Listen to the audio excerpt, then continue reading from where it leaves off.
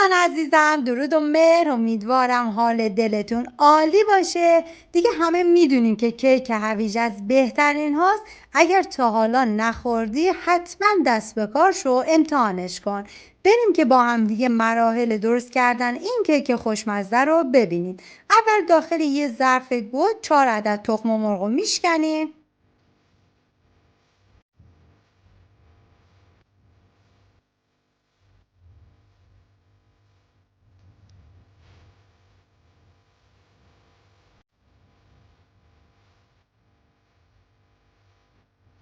حالا با دور تند هم میزنیم تا کاملا موادمون کرم رنگ و کشدار بشه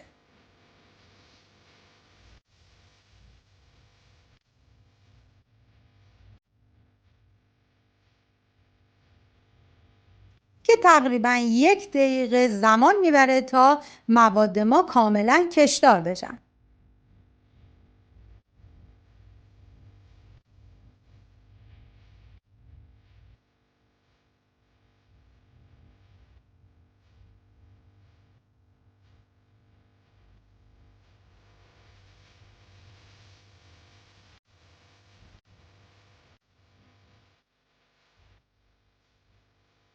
اینجا دیگه کاملا ببینید حالت کشدار گرفته و آماده شد. حالا نصف لیوان روغن مایع و 1 لیوان هویج که رنده ریز کرده باشیم و بهش اضافه میکنیم و دوباره 1 دقیقه دیگه هم میزنیم.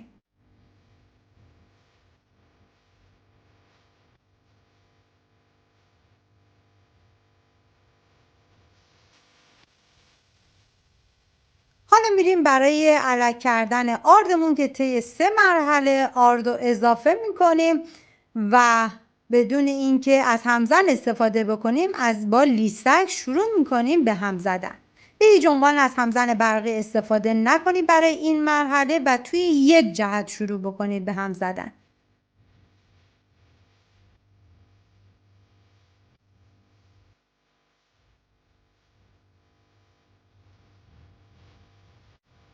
و دوباره مرحله بعدی هم آرد علک میکنیم.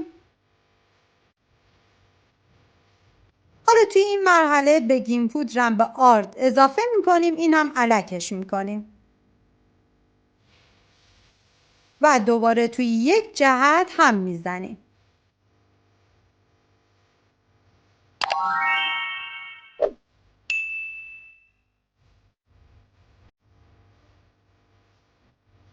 دیگه اینجا مواد ما یکم سفت شده، هم زدن کمی سخت میشه، ولی بعد از پخت یه بافت بسیار لطیف و خوشمزه ای داره.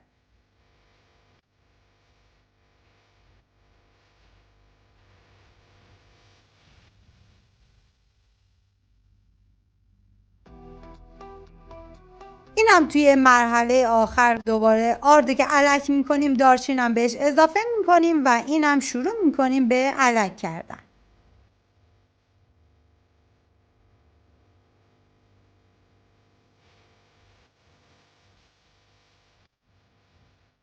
بعد دوباره هم میزنیم.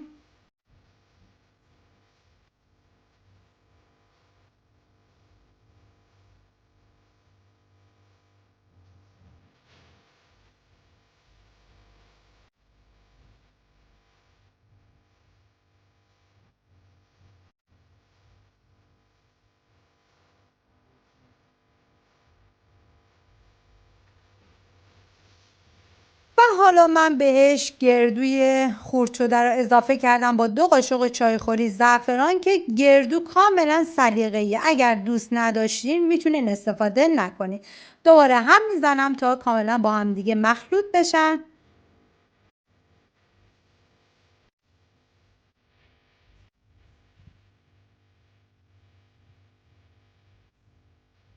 و بعد از اینکه کاملا مخلوط شدن حالا با همزن چند ثانیه هم میزنیم تا کاملا موادمون با هم دیگه یک دست بشن.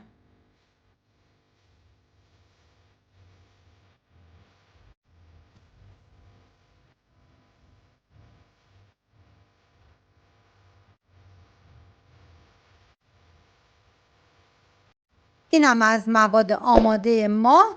و حالا میریم برای چرب کردن قالب که من همیشه از نصف قاشق غذاخوری روغن نباتی و 1 قاشق غذاخوری آرد با هم دیگه ترکیب میکنم و به قالبم میزنم و به هیچ عنوان کیک دیگه به قالبتون نمیچسبه. حالا من دور تا دور قالبم رو چرب میکنم تا جایی که میدونم کیکم پف میکنه، کاملا چربش میکنم.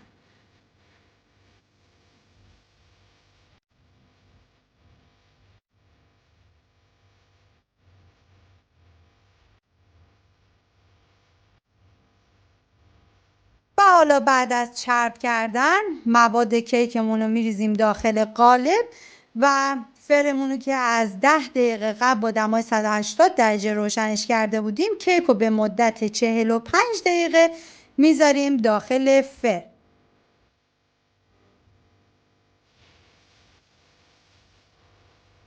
امیدوارم این کیک خوشمزه رو درست کنین، از خوردنش لذت ببرید. من منیره هستم. اگر از ویدیوی منم خوشتون اومده بر دوستانتونم بفرستید. لایک و کامنتاتونم کلی به من انرژی میده و باعث میشه که ویدیوهای من افراد بیشتری ببینن.